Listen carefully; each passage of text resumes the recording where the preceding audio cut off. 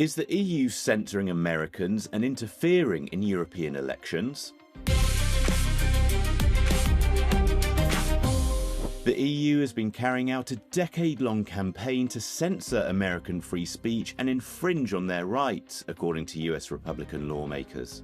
A report by the Republican-led House Judiciary Committee claims that European Commission officials have regularly held closed-door meetings with social media platforms and aggressively pressured them to censor content in the name of combating hate speech and disinformation. The Commission also allegedly interfered in national elections in France, the Netherlands, Romania, and others, pushing social networks to stifle information to the detriment of conservative and populist parties. However, the European Commission has been quick to denounce the claims as pure nonsense. The Commission never interferes in national elections.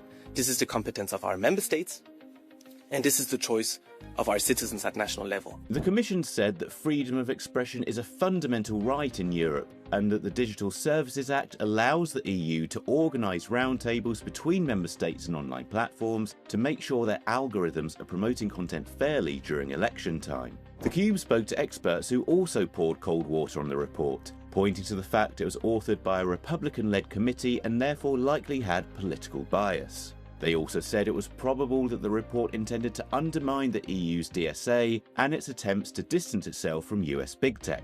The DSA doesn't target lawful speech from any side of the political spectrum, instead regulating against terrorism, fraud, and hate speech. And while the law can spill over as platforms choose global enforcement for efficiency, it only technically applies to services in the EU, so US citizens aren't bound by it.